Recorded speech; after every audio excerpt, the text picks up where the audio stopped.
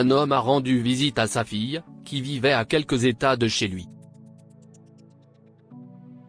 Cependant, celle-ci ne lui a pas laissé entrer dans sa maison. Il a eu le cœur brisé, mais quelqu'un de spécial l'attendait chez lui. Le jour de son 80e anniversaire, Oliver a pris un vol matinal du New Jersey pour Orlando, en Floride. Il avait hâte de revoir sa fille, Ashley, son mari et leurs enfants, qu'il n'avait pas vus depuis le décès de sa femme, il y a plus de 5 ans. L'homme âgé était excité par cette perspective alors qu'il se dirigeait vers la porte de sa fille. Il était encore trop tôt, mais il ne pouvait pas attendre plus longtemps et a sonné. Avec un peu de chance, puisque c'était un samedi, il ne verrait pas d'inconvénient à couper leur sommeil et à passer du temps avec lui. Mais Oliver a dû sonner encore plusieurs fois avant que quelqu'un n'allume enfin la lumière à l'intérieur. Ok, qui est là ? A demandé Ashley en faisant pivoter la porte. Hey, chérie, a crié Oliver en applaudissant, essayant de tendre les bras pour un câlin. Mais il portait déjà un tas d'affaires. Même si c'était son anniversaire, il avait acheté des cadeaux pour tout le monde et avait hâte de créer des souvenirs avec eux. Ne vous méprenez pas. Oliver n'était pas seul dans le New Jersey. Son autre fille, Betty, vivait à quelques rues de là, et c'était la femme la plus gentille du monde.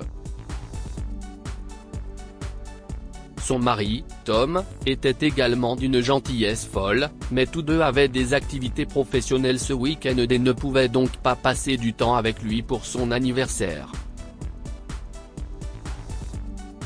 Oliver était heureux de faire d'autres plans et de surprendre Ashley à la place. Elle avait l'air surprise, mais pas pour les raisons qu'Oliver espérait.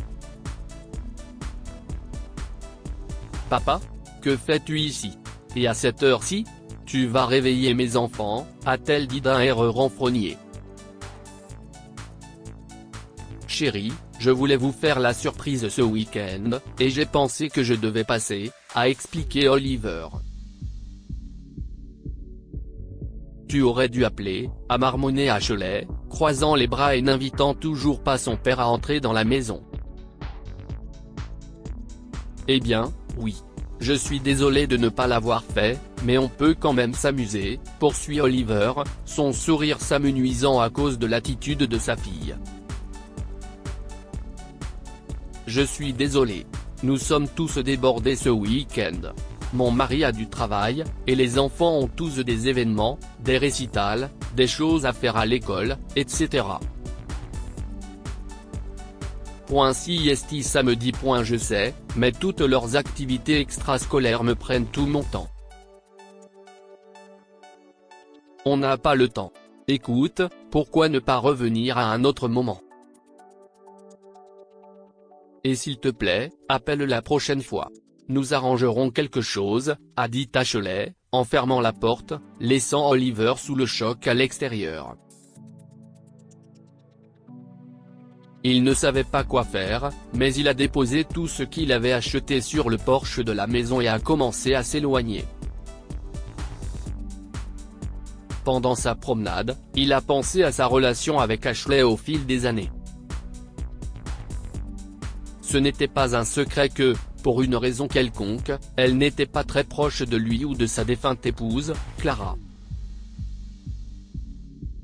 Betty était beaucoup plus une fille à papa et à maman. Mais cela pourrait être pour une raison particulière, elle a été adoptée. Oliver et Clara se sont mariés à l'âge de 25 ans et ont essayé d'avoir des enfants pendant très longtemps. Mais à 40 ans, ils ont décidé d'adopter et Clara est tombée enceinte par surprise. Presque 2 ans après la naissance d'Ashley, leurs voisins sont morts dans un horrible incendie de maison. Ils avaient aussi une petite fille, Betty, qui avait survécu. Ils ont donc décidé de l'adopter. Ils n'ont jamais dit la vérité à Betty ou Ashley, mais Oliver a toujours pensé qu'elle le savait instinctivement. Bien qu'elle ait presque le même âge, les filles ne se sont jamais entendues. Elles se disputaient horriblement, peu importe ce qu'Oliver et Clara faisaient. La thérapie ne fonctionnait pas, les moments de complicité étaient inutiles et Ashley a fini par les supplier d'arrêter. Ils n'ont jamais compris pourquoi elle était comme ça. Quand elle a eu 18 ans, elle est partie à l'université et les a à peine appelés quelques fois tous les 2 mois. Pendant ce temps, Betty est restée à la maison et est allée dans une université à proximité. Mais même quand elle a déménagé, elle est toujours venue dîner chez ses parents et n'était jamais très loin. Quand elle a dit à Oliver qu'il était occupé cette année, il a pensé que voir Ashley serait parfait. Mais celle-ci n'était clairement pas d'accord, et le fait qu'elle lui ait fermé la porte au nez était déchirant. Cependant, Oliver devait passer à autre chose. Il était un vieil homme et n'avait besoin de personne pour fêter son anniversaire. Il était temps de rentrer chez lui. Par chance, il a pu changer son vol du lundi pour celui de l'après-midi même et est rentré chez lui plus tard dans la journée. Lorsqu'il est descendu du taxi devant sa maison, il a vu sa porte s'ouvrir en grand, et Betty était juste là.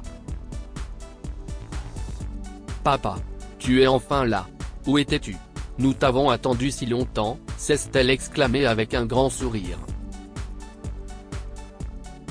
Puis Oliver a vu son mari Tom sortir avec un gros gâteau d'anniversaire plein de bougies allumées. Tous deux se sont mis à chanter Happy Birthday, et Oliver n'a pu s'empêcher de sourire. Après le chagrin d'amour que son autre fille venait de lui infliger, c'était un baume considérable pour son âme. Il a soufflé les bougies quand ils ont fini, et ils se sont tous serrés dans les bras. « Merci, Betty. Tu ne m'as jamais traité comme un moins que rien. Je n'arrive pas à croire que tu es ma fille adoptive », a dit Oliver en s'éloignant de sa fille. Puis, en réalisant ce qu'il avait dit, il a écarquillé les yeux, paniqué. Il a regardé Betty, et elle a souri à son père. « Ne t'inquiète pas, papa. Maman m'en a parlé avant de mourir, il y a des années. Mais ça n'a jamais eu d'importance pour moi. Tu m'as élevé. Tu es mon père. Maintenant, qu'est-ce que cette histoire de traitement comme un moins que rien ?» a-t-elle demandé alors qu'il rentrait dans la maison. Oliver a raconté à Betty et Tom tout ce qui s'est passé avec Ashley, et tous deux ont été choqués par sa réaction. « Je ne sais pas ce que j'ai fait pour qu'elle me traite de cette façon. Je sais que nous n'avons pas été négligents, mais peut-être avons-nous eu des préférences ?» s'est-il demandé. « Tu ne l'as pas fait, papa. Je te le jure. Elle était comme ça tout le temps. Tu lui donnais de l'attention, de l'amour, de l'argent, une éducation, une thérapie, et tout ce qu'elle voulait. Tu la traitais comme tu me traitais. Ashley est un mystère que nous ne pourrons peut-être jamais éclaircir », a dit Betty à son père. Il a acquiescé, et Tom a suggéré de faire un jeu de charade pour détendre l'atmosphère. À la fin de la journée, Oliver s'était beaucoup amusé malgré sa rencontre avec Ashley et était incroyablement reconnaissant d'avoir Betty dans sa vie.